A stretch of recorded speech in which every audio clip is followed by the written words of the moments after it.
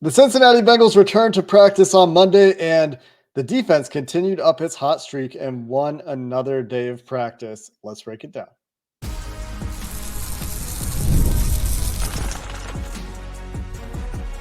You are Locked On Bengals, your daily Cincinnati Bengals podcast.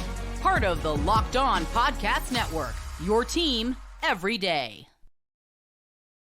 What up, Bengals fans, and welcome to another episode of the Locked On Bengals podcast. I'm your host, Jake Liscow. He's your host, James Rapien. We're part of the Locked On Podcast Network on Locked On Bengals, covering your team every day on YouTube, everywhere you get your podcast. Shout out to all of you who make us your first listen and all the everydayers.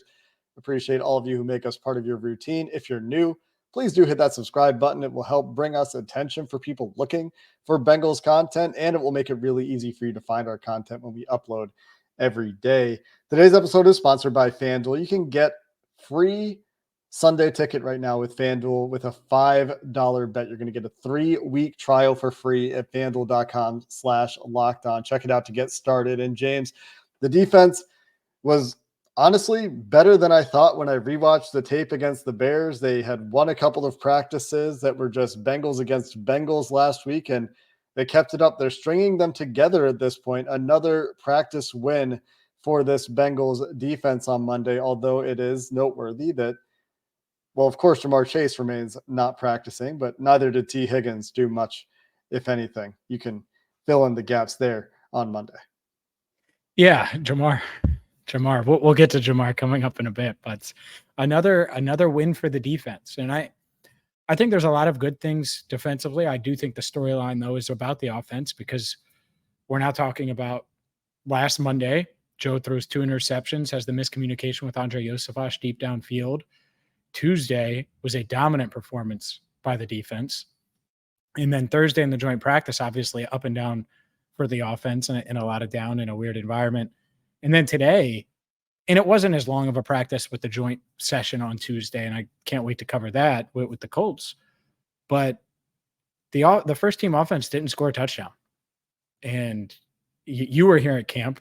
Usually, even on days where the defense kind of wins, the offense finds a way to get downfield and score.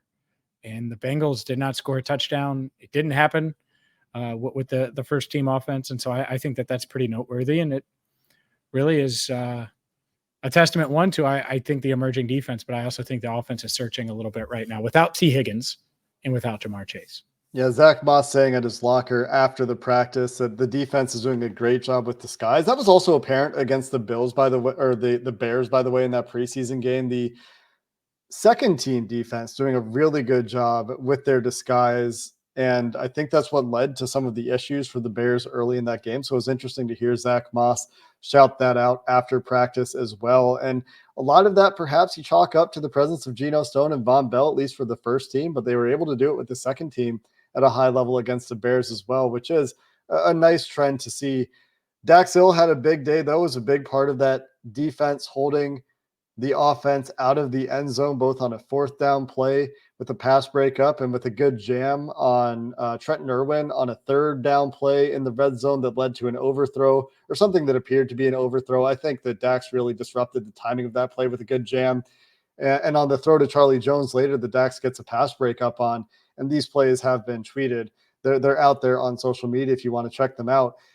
It looks like Sheldon Rankins has a pretty clean win, and Joe Burrow is drifting back in the pocket, and Rankins getting a clean win one-on-one, it appeared, with Ted Karras on that play. So not just Dax Hill, but Dax Hill certainly stringing together some strong practices. And while we'll ask our questions about the offense without T. Higgins and without Jamar Chase, Dax Hill continuing to work with the ones and continuing to make plays in practice. Seems like that battle is in a very interesting place right now. Yeah, I still think it's far from over. That's where, if you look at the depth chart, it still says DJ Turner. And I get it. Training camp depth chart's fine, but it's still something. It's not like Dax shifted into that first role, and they could have done that. And so I do think it's still up in the air, and that's number one on my list to watch for, again, since we only saw 2 series from those guys on Saturday. But tomorrow's joint practice is going to be huge. That being said, Dax looks comfortable. He does. I talked to Charlie afterwards, and he thought he had more separation, and he said Dax closed quickly.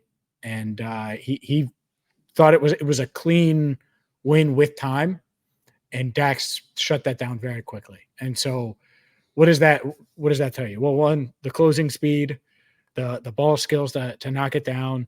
He didn't pull Charlie. He didn't panic because he had gotten beat by a step early. All of those things, and Charlie isn't slow now. That's the other element here. Charlie is not a 4.7 guy or a 4.6 guy. We're talking about a 4.4 guy. So nice play there by Dax. But I agree with you. I thought BJ Hill had a nice day. Sheldon Rankins, nice day. And part of it with Burrow, and Burrow's certainly searching a bit. Didn't push the ball downfield a ton today, and put a glove on in between drills, but didn't throw with the glove. Apparently it was for moisture in some kind of quarterback thought process that I don't fully comprehend or understand. And I'm certainly not going to bother Joe with that after practice because he wouldn't want to talk about it. He's probably replaying the entire practice in his head. But there were a lot of times where Joe, to your point, Jake, was backpedaling in the pocket, was moving, was throwing off of his back foot, didn't look comfortable from a rhythm standpoint. I'm not talking about a health standpoint, but from a rhythm standpoint, it felt like the defense kind of kept the offense off balance all session long. Yeah, and that has happened at other times. Like I remember a day or two that was like that when I was in Cincinnati, where you saw Burrow throwing off platform quite a bit, not really driving throws, not stepping into throws as much as you would be used to seeing him do. Typically operates with incredibly clean mechanics, and maybe it's just something he's working on. Maybe he's just trying to emphasize throwing off platform on those days, or throwing in different situations with his base, but it did not lead to a great deal of success for the Cincinnati Bengals on Monday. But, T. Higgins wasn't out there either. And I do think that's a factor. The question that begs is, well, yeah, T. Higgins and Jamar Chase aren't out there. Those guys are obviously significant pieces for this offense, but are these tertiary pieces doing enough to keep the offense afloat if those guys need to leave for a play or two in the course of a game? Is the offense going to struggle for it? And obviously the run game is part of this too. It's not just passing the ball.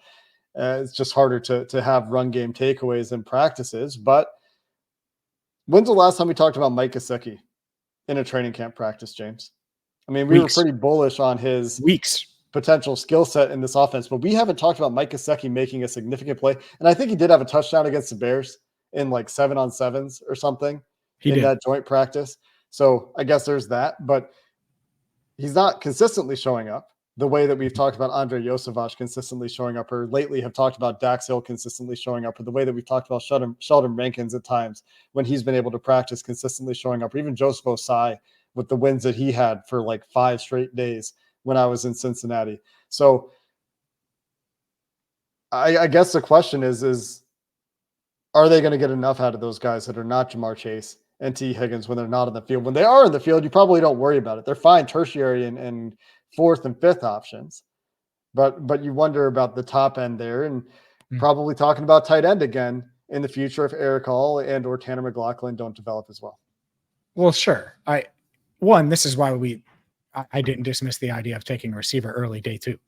Right. And I know they did, but like that was like a big topic before the draft, and people were like, oh, you can't do that. And yeah, you can.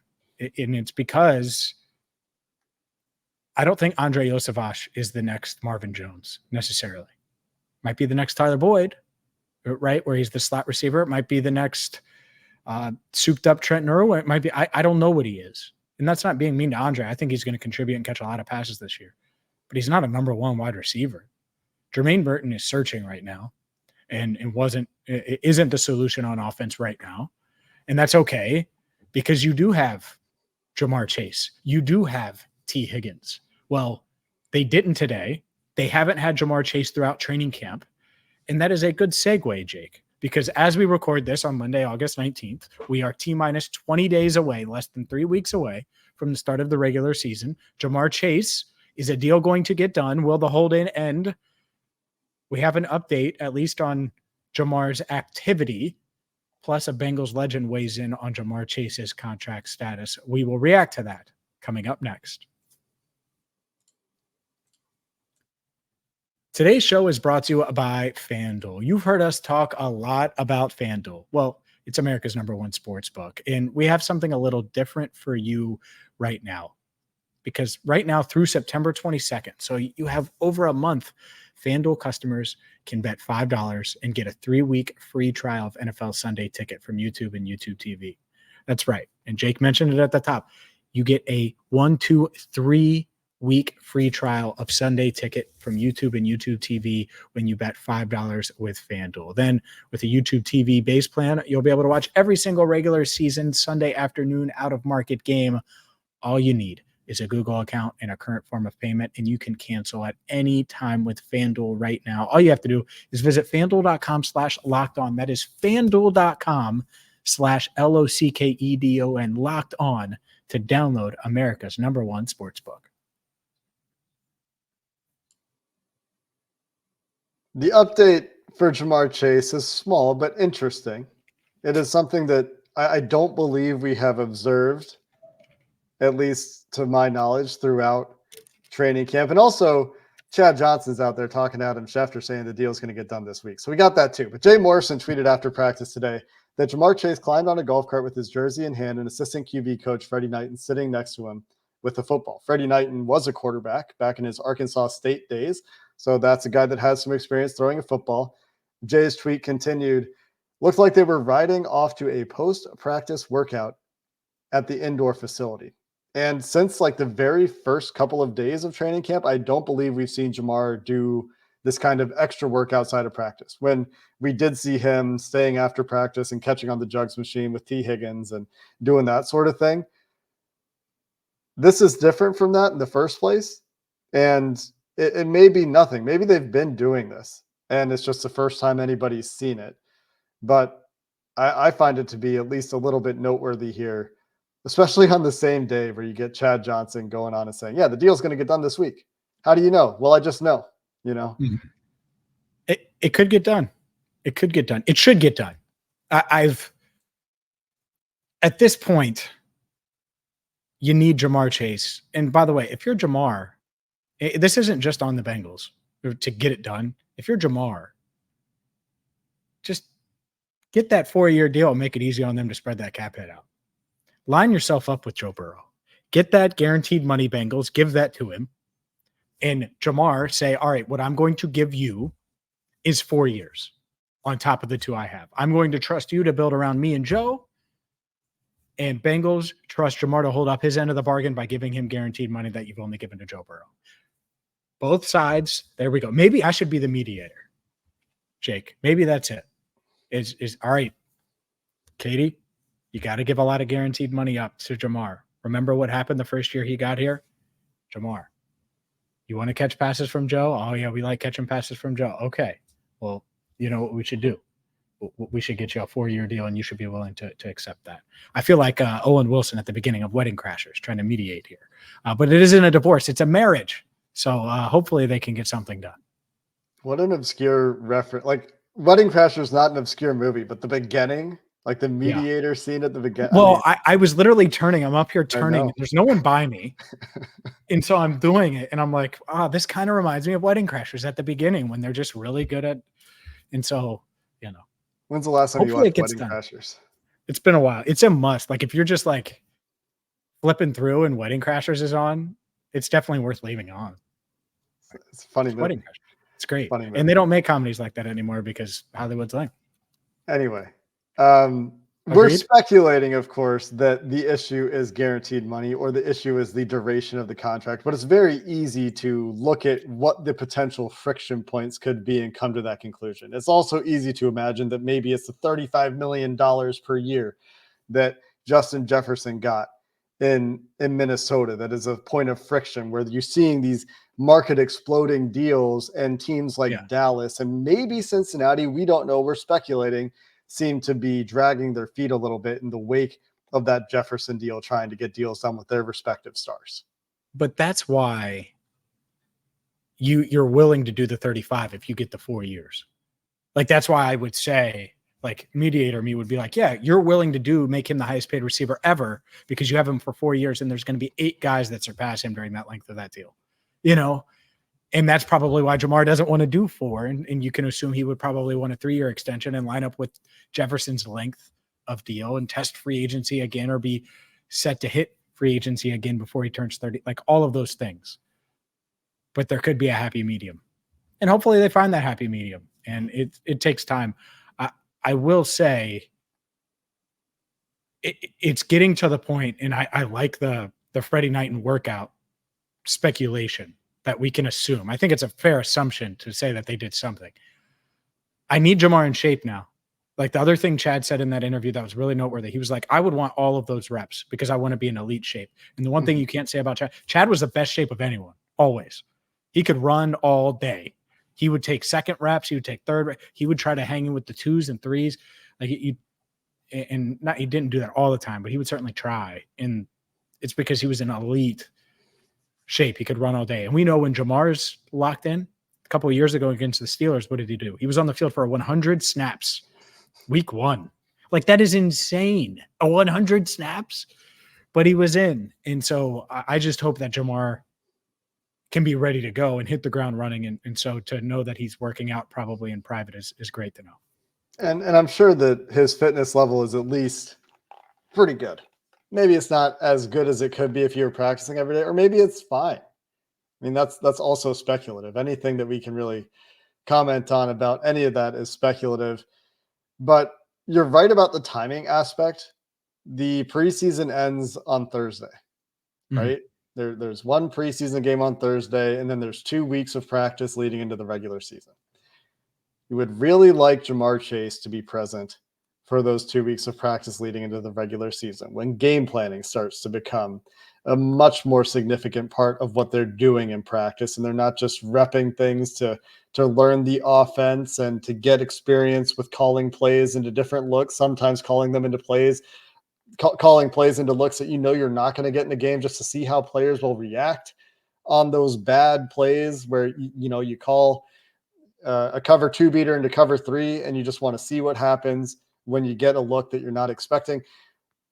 You want Jamar Chase back for getting ready for the New England Patriots in week 1, or getting ready for the regular season, whatever it is, if you don't think that the New England Patriots are going to present a significant challenge with all of the issues that are facing the Patriots. But this week, to Chad's speculation or point with Adam Schefter, would be the time.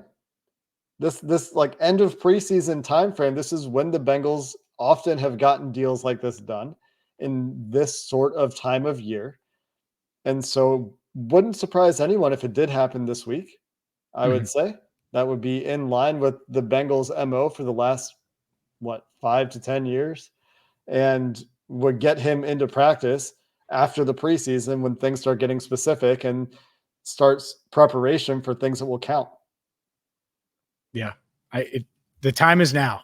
I don't want to be, if it happens, I'll tell you right now, if it happens like it did last year with Joe Burrow, September 5th, which is the Thursday before the home opener or the regular season opener, I'm going to be so annoyed, Jake Liscow. I don't want an emergency podcast that Thursday night after the hay's in the barn. I don't want to be on Chase Watch. Get it done. In fact, I'm calling Jamar after this, and I'm going to try to be the mediator. We're going to try to hammer this out.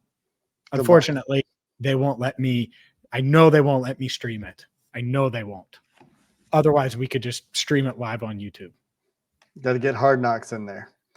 One deal did get done, and we haven't discussed it yet. That's Bengals better than Hard Knocks. Just throwing that out there. Go ahead. Of course, but these NFL teams only play ball with certain levels of media sometimes, and they don't recognize us for the level that we're at. I don't even mean the NFL. Jamar's got that power. We'll get Jamar in. We'll get the other half of that covered. Oh, for sure. I'm not sure Jamar has the power to convince the Cincinnati Bengals front office to let his negotiations be streamed. I think, one, his agent does. Two, I don't think so. Their side of the things, they could certainly stream that. Of course they could. I would be shocked. That would be some unprecedented stuff. That would be insane. Now would it hurt their how I'm raining on your parade here, James. Yeah, you are, because you're a wet blanket. You know who's not a wet blanket? Evan Money Mac McPherson. He got paid. We will discuss that coming up next.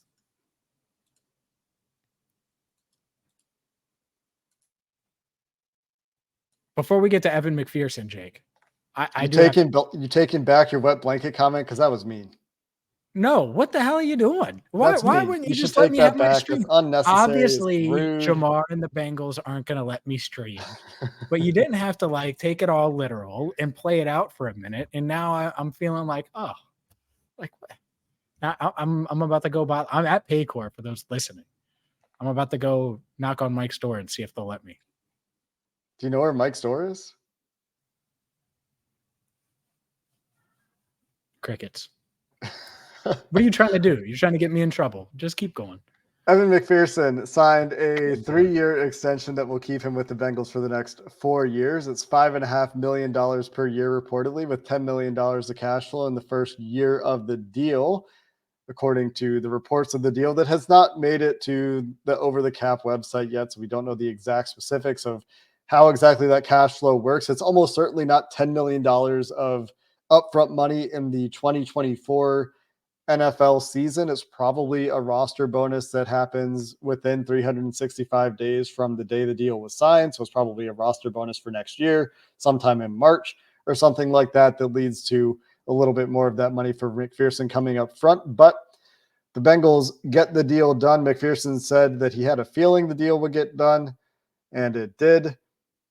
And this may be a situation where on the other side of the Jamar Chase coin, where you're talking about just pay the man the money to keep him for 4 years, the Bengals might have convinced McPherson to take a little bit less than he otherwise might have because he gets back to the market. He's going into his age 25 season, is the youngest good kicker in the NFL by 2 years, and is now making $5.5 million per year, which is tied with Graham Gano for 5th most in the NFL. But when you look at the list of highest paid kickers around the league, they're all like late 20s, early 30s. And McPherson really stands out as a 25-year-old on that list, and he will hit the market again when he's in his late 20s and find plenty of time for another payday if he continues his performance the way he's been going. Keep ascending. I think that's what's fun when I think about Evan McPherson.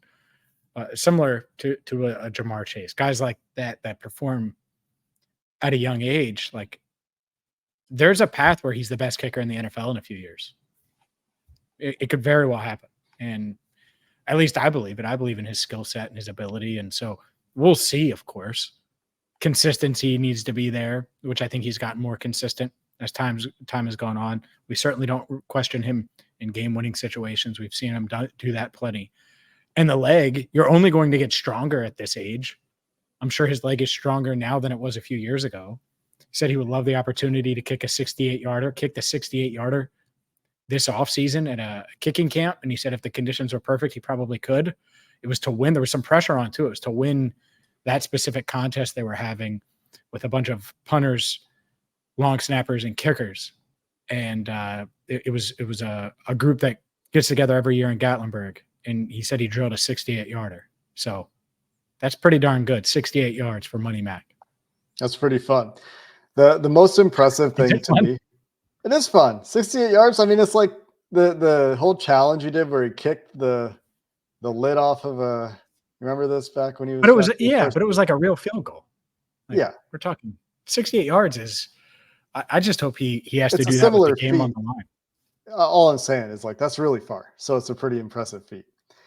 I do think that the most impressive thing to me about McPherson, the criticism I've had that you've kind of scoffed at for the last couple of years, is that he needed to be more consistent in this shorter than 50 range. And that is a huge area of his game that has taken massive strides that I think he's pretty proud of too. In 2021, he was 9 of 6 on field goals from 40 to 49 yards. That's not great. 67%. 9 of 6. 6 of 9. 6 of 9. Sorry. Yep. Good catch. We're late in the podcast. Things start getting squirrely. In 2022, he was 9 of 13. And that's where the 9 of came from. He was 9 of 13 in 2022 on those field goals, a little bit better, I believe, but I don't know how to do math off the top of my head like that. And then last year, he was 8 of 8 on field goals from 40 to 49 yards. In years before 2023, he was missing extra points a couple of times a year. He missed 2 in 2021. He missed 4 in 2022. And then in 2023, he was perfect on extra points. So his consistency on field goals that were less than 50 yards really took off in 2023. And he was still pretty good from 50 plus. And they're still trying him in some pretty strenuous 50 plus yard field goal situations. And so becoming more consistent in the area of the field where you need them to be gimmies and still presenting the opportunity to stretch your scoring range a little bit into that 50 yard to maybe low 60 yard range if Evan McPherson gets his way, that is a kicker that is worth paying. And as the Bengals would tell me, and I would, still refer back to the general philosophy on this, the Bengals would tell me that's why you draft a kicker.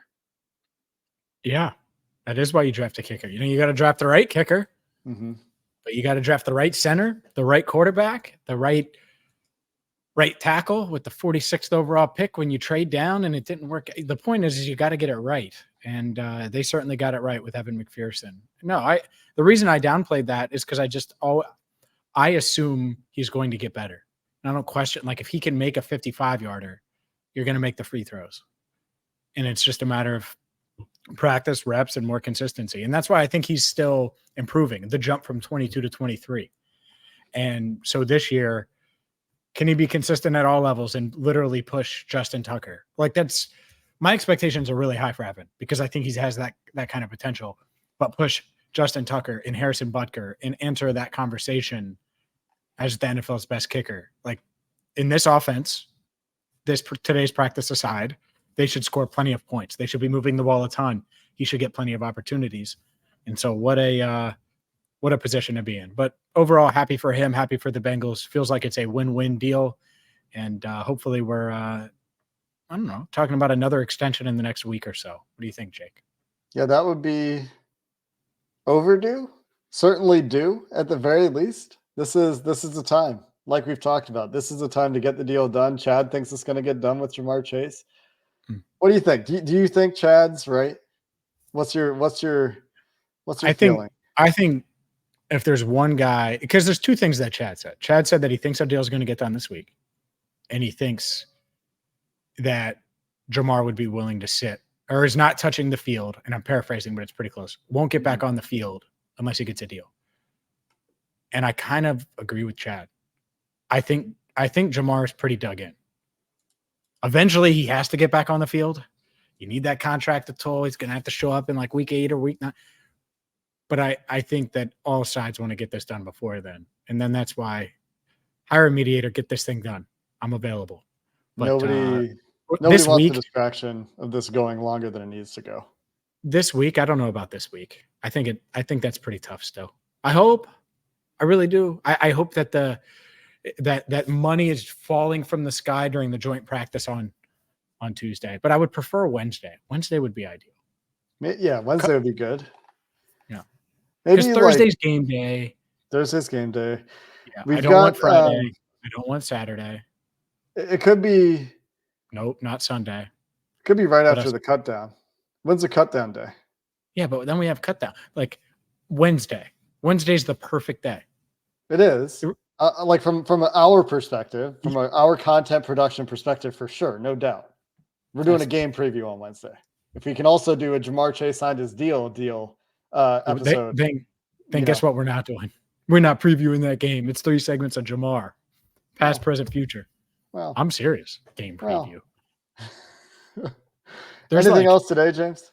Yeah, I did my 53 man. There's like 3 roster spots that are maybe up for grabs, probably 1 to 2. Yeah. Roster spots. Like it is because of the injuries to all these guys.